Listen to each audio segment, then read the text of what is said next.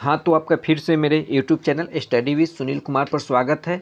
तो आज हम लोग जो है बिहार एसएससी का जो प्रथम इंटर स्तरीय जो परीक्षा आयोजित कराई गई थी, उसका जो है हम लोग सेकंड जो पेपर हुआ था, सेकंड डे का जो पेपर हुआ था, उसका हम लोग एनालिसिस करेंगे। इससे पहले जो है बिहार एसएससी द्वारा जो भी परीक्षा आयोजित कराई गई है, उसके हम 8 जो है सेट का जो है वीडियो बनाकर अपलोड कर दिए हैं। यदि अभी तक आप उसको नहीं देखे हैं तो आप प्लेलिस्ट में जाकर बिहार सचिवालय सहायक में जाकर आप वहां सर्च करेंगे, वहां पर आपको जो है 8 वीडियो मिल जाएगा। आज हम लोग का जो है 9वां सेट का जो है जीके जीएस का जो है हम लोग अध्ययन करेंगे। इसके अंतर्गत जितने भी जीके और जीएस के प्रश्न पूछे गए हैं बिहार एसएससी में, उसका हम लोग एनालिसिस करेंगे। तो चलते हैं हम लोग। यदि आप इसका पीडीएफ पाना चाहते हैं तो आप टेलीग्राम ग्रुप पर जाइए, वहाँ आपको सारा जो है 8 सेट का जो है पीडीएफ मिल जाएगा।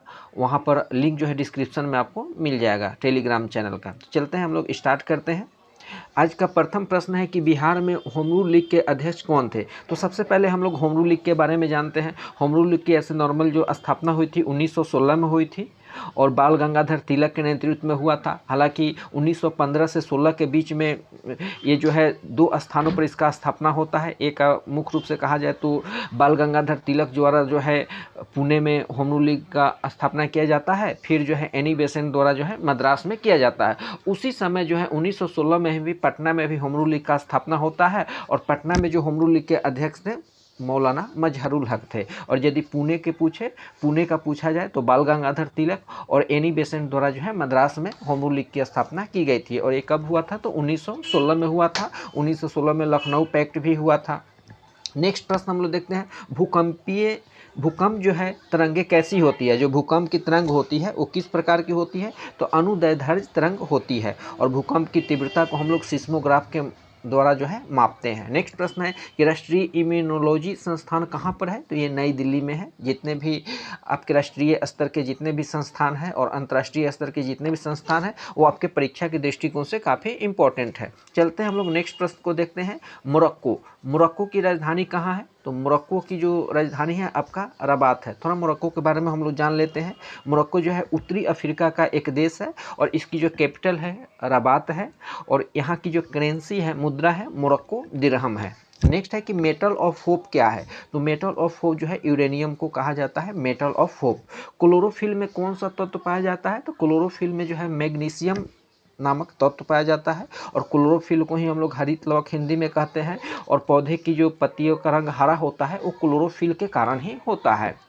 नेक्स्ट प्रश्न हम लोग देखते हैं, 12वां G20 सम्मेलन कहाँ हुआ था तो ये करंट अफेयर का प्रश्न है। उस समय जो है अर्जेंटीना में हुआ था। अभी वर्तमान के दृष्टिकोण से जो है आप सर्च कर लेंगे कि G20 का सम्मेलन जो है कहाँ हुआ। नेक्स्ट प्रश्न को हम लोग देखते हैं, बिहार के किस नृत्य को गुजरात के गरबा के रूप में जाना जाता है तो नॉर्मल हम लोग जानते हैं कि गरबा कहाँ का लोक नृत्य है तो गुजरात का। लेकिन ये जो गरबा लोक नृत्य है ये बिहार में भी उस प्रकार का नृत्य है, उसी को गुजरात में गरबा के नाम से जाना जाता है। तो बिहार में उसका क्या नाम है तो जुमारी जो है परीक्षा में भी पूछा जा सकता है कि जुमारी किस राज्य का नृत्य है तो बिहार का है और इसी को गुजरात में जो है गरबा के नाम से जाना जाता है। नेक्स्ट प्रश्न है कि स्थानीय पवन बुरान कहाँ बहती है तो ये ईरान में बहती है। तो जितने भी स्थानीय पवन है ये परीक्षा के दृष्टिकोण से इंपॉर्टेंट है। जैसे चिनूक जो है यूनाइटेड स्टेट ऑफ अमेरिका यानी संयुक्त राज्य अमेरिका का चिनूक है। चिनूक एक हेलीकॉप्टर भी है जो अमेरिका में निर्माण हुआ था, भारत जो है उसके अपने यहाँ मंगाया था। उसके बाद लू भी स्थानीय पवन है तो ये कहाँ की है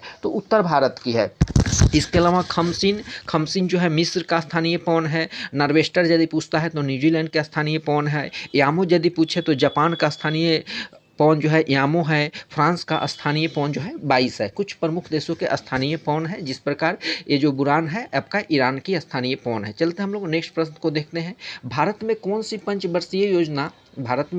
पंचवर्षीय योजना हैरोल्ड डोमर मॉडल पर आधारित थी तो ये जो थी पहली पंचवर्षीय योजना। हम लोग जानते हैं कि पंचवर्षीय योजना जो है ये हमारे देश में 1951 में स्टार्ट किया गया था और सर्वप्रथम पंचवर्षीय योजना जो है 1928 में आपका ये सोवियत संघ में स्टार्ट हुआ था। उसी को देखते हुए भारत में जब हमारा देश स्वतंत्र होता है तो उस 1951 में पहली बार पंचवर्षीय योजना स्टार्ट किया जाता है और इसका मुख्य जो स्टार्ट करने का मुख्य जो लक्ष्य था, देश के विकास दर को क्या करना, डेवलप करना। तो प्रथम पंचवर्षीय योजना जो है 1951 से 1956 तक, 1951 से 56 तक रहता है। और इसके अंतर्गत प्राथमिक क्षेत्र में जो है विकास को खास करके कृषि के क्षेत्र पर फोकस किया जाता है। और यह जो योजना थी, पहली पंचवर्षीय योजना आपका हेराल्ड डोमर मॉडल पर आधारित थी। परीक्षा में द्वितीय पंचवर्षीय योजना के बारे में ही पूछा जाता है कि द्वितीय जो पंचवर्षीय योजना थी वो किस पर आधारित थी। तो द्वितीय पंचवर्षीय जो योजना थी वो पीसी महालनोबिस, पीसी यानी उनका पूरा नाम जो था प्रशांत चंद्र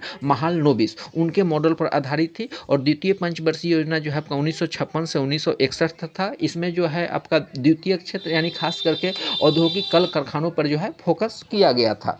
और बीच में पंचवर्षीय योजना से एक और प्रश्न पूछ लेता है रोलिंग प्लान का। तो रोलिंग प्लान जो है आपका मोरारजी देसाई के समय आया था। और यह जो है आपका 1978 से 1980 तक जो था रोलिंग प्लान चला था। चलते हैं नेक्स्ट प्रश्न को हम लोग देखते हैं। इंडिया ऑफ माई ड्रीम्स किताब किसके द्वारा लिखी गई थी। हम लोग देख रहे हैं कि प्राय बिहार एसएससी के जितने भी हम लोग सेट का प्रीवियस ईयर का एनालिसिस कर रहे हैं, उसमें सभी सेटों में 4-5 प्रश्न जो है आपकी किताब से पूछे जा रहे हैं। तो यहाँ पूछा गया है इंडिया ऑफ माई ड्रीम किताब किसके द्वारा लिखी गई है, तो महात्मा गांधी के द्वारा लिखी गई है। चलते हैं हम लोग नेक्स्ट प्रश्न को देखते हैं। नेक्स्ट प्रश्न आप देख सकते हैं, वायु प्रदूषक का सूचक कौन सा है। तो वायु प्रदूषक का सूचक जो है काई, जिसको हम लोग लाइकिन कहते हैं। नेक्स्ट है कि ग्रेट बियर लेक, जो ग्रेट बियर लेक है ये कहाँ पर स्थित है, तो कनाडा में स्थित है। कनाडा में जो है ग्रेट बियर लेक स्थित है। बादल के कण आकाश में पृथ्वी पर धीरे धीरे क्यों आते हैं, तो हवा में श्यानता के कारण बादल के जो कण है आकाश में पृथ्वी पर धीरे धीरे आते हैं। किस कारण समुद्र नीला दिखाई देता है, तो प्रकाश के परिकिरणन के कारण। ये 67 का जो बीपीएससी जो कैंसिल हुआ तो उसमें भी ये प्रश्न पूछा गया था कि किस कारण से समुद्र नीला दिखाई देता है, तो प्रकाश का परिकिरणन के कारण जो है समुद्र की पानी जो है नीला दिखाई देती है। नेक्स्ट प्रश्न हम लोग देखते हैं, बेकिंग पाउडर। नेक्स्ट प्रश्न आप देख सकते हैं, बेकिंग पाउडर को किस रूप में उपयोग किया जाता है, तो इसको सोडियम बाइकार्बोनेट, एक खाने वाला सोडा होता है और एक धोने वाला होता है। तो ये जो है बेकिंग पाउडर ये सोडियम बाइकार्बोनेट यानी खाने वाला सोडा है। नेक्स्ट है कि हर घर बिजली योजना शुभारंभ बिहार सरकार ने कब किया था, तो नवंबर 1916 में किया था। तो बिहार से संबंधित कुछ करेंट अफेयर भी, खास करके पिछले जो 6 महीने में जितने भी करंट अफेयर है वो आपके परीक्षा के दृष्टिकोण से बिहार के लिए इंपॉर्टेंट है। नेक्स्ट प्रश्न हम लोग देखते हैं, फिर जो है पुस्तक से पूछा गया है, इनहेरिटेंस ऑफ लॉस शीर्षक पुस्तक के लेखक कौन है, तो किरण देसाई। किरण देसाई की पुस्तक का नाम है इनहेरिटेंस ऑफ लॉस। नेक्स्ट है कि भारतीय संविधान का कौन सा लेख धार्मिक मामलों के प्रबंधन से संबंधित है, तो ये जो आपका लेख 26 है, अनुच्छेद 26 जो है, आर्टिकल 26 जो है ये धार्मिक मामलों के प्रबंधन से संबंधित है। नेक्स्ट प्रश्न हम लोग देखते हैं, एकीकृत बिजली विकास योजना का मुख्य विषय क्या है, तो सभी के लिए 24x7 पावर सुनिश्चित करना एंड 24 आवर सभी व्यक्तियों को घरों में बिजली पहुंचाना, ये जो है एकीकृत बिजली विकास योजना का प्रमुख एम है, लक्ष्य है। नेक्स्ट प्रश्न हम लोग देखते हैं, बिहार में मुखिया अपना त्याग पत्र किसको सौंपता है। ये प्रश्न बहुत बार हम लोग प्रैक्टिस कर रहे हैं, तो बहुत सारे बिहार एसएससी के जो है परीक्षा में पूछा गया है। तो बिहार का मुखिया जो है अपना रिजाइनेशन किसको देता है, तो ये जो है जिला पंचायती राज अधिकारी को, जो डिस्ट्रिक्ट के पंचायती राज अधिकारी होते हैं उसको बिहार में जितने भी मुखिया है यदि अपना रिजाइनेशन देना चाहते हैं तो दे सकते हैं। तो स्थानीय निकाय से संबंधित, स्थानीय स्वशासन से संबंधित जितने भी प्रश्न हैं ये भी आपके लिए इम्पोर्टेंट जो है चैप्टर है। पेप्टिक अल्सर के लिए कौन जिम्मेदार है, तो हेलिकोबैक्टर पाइलोरी। पेप्टिक जो अल्सर हो जाता है पेटों के अंदर, जो अंदर में जो फोड़ा सूजन यानी घाव टाइप का हो जाता है उसको अल्सर के रूप में जाना जाता है। तो इसके लिए जिम्मेवार जो है हेलिकोबैक्टर पाइलोरी। नेक्स्ट है कि पुस्तक द व्हाइट टाइगर यानी सफ़ेद बाघ, द व्हाइट टाइगर के लेखक कौन है, तो अरविंद अडिगा। अरविंद अडिगा जो है पुस्तक द व्हाइट टाइगर के लेखक हैं। नेक्स्ट है कि बिहार में जल मंदिर कहाँ है, तो बिहार में जो जल मंदिर है ये आपका पावापुरी में है। पावापुरी आप जानते ही हैं, ये जो है जैन धर्म से संबंधित है। नेक्स्ट प्रश्न हम लोग देखते हैं, भारतीय वन जीव संस्थान कहाँ पर है, तो भारतीय वन जीव संस्थान जो है आपके देहरादून देहरादून में है। देहरादून कहाँ है? तो आपका उत्तराखंड में है। प्रकाश की गति अधिकतम कहाँ होती है? तो प्रकाश की गति जो अधिकतम है वो जल में होती है। प्रकाश की गति अधिकतम कहाँ होती है? तो जल में होती है। विद्युत अलार्म में मुख्यतः कौन सा सेल का प्रयोग किया जाता है? तो वोल्टाइज सेल का प्रयोग किया जाता है। ये सब जीएस के प्रश्न, जितने भी जनरल साइंस के प्रश्न हैं। और ये तो एक बात स्पष्ट है, हम लोग जितने भी प्रीवियस ईयर के एनालिसिस कर रहे हैं कि बिहार ऐसे जो भी जीके जीएस का प्रश्न पूछती है वो आपका जो है बहुत सारे ऐसे प्रश्न हैं जो बार बार जो है आपका रिपीट होता है, और जो भी परंपरागत प्रश्न है उसी को बिहार एसएससी जो है परीक्षाओं में पूछती है। पुस्तक आईने सिकंदरी के लेखक कौन है? तो अमीर खुसरो। देख सकते हैं ये इस सेट का तीसरा या चौथा प्रश्न जो था जो आपका पुस्तक से संबंधित था। प्लाज्मा किसका मुख्य तत्व है? तो जल का। प्लाज्मा जो है मुख्य तत्व किसका है? जल का है। नेक्स्ट प्रश्न हम लोग देखते हैं, स्प्रिंग का विस्तार कौन सा परिवर्तन है? स्प्रिंग जो है जब उसको हम लोग खींचते हैं तो उसका विस्तार होता है, तो ये कौन सी परिवर्तन है? तो भौतिक परिवर्तन है, क्योंकि पुनः जैसे ही हम स्प्रिंग को छोड़ते हैं तो पुनः अपने पूर्व की अवस्था में जो है आ जाती है। गंभीरा नृत्य किस राज्य से संबंधित है? तो गंभीरा जो नृत्य है आपके पश्चिम बंगाल राज्य से संबंधित है। तो राज्य और उस राज्यों के नृत्य, लोक नृत्य जो है ये भी आपका हम लोग देख रहे हैं कि बार बार प्रश्न जो है परीक्षा में पूछा जा रहा है। किस राज्य में जेमू ग्लेशियर स्थित है? तो जेमू ग्लेशियर जो है आपका सिक्किम राज्य में जो है जेमू ग्लेशियर स्थित है। तारपीन का तेल किससे निकाला जाता है? तो तारपीन का जो तेल है ये आपका चीड़ के पौधे से तारपीन का तेल निकाला जाता है। ब्लैक फॉरेस्ट किस प्रकार का पर्वत है? तो ये ब्लॉक पर्वत है। ब्लैक फॉरेस्ट जो है किस प्रकार का पर्वत है? तो ब्लॉक पर्वत है।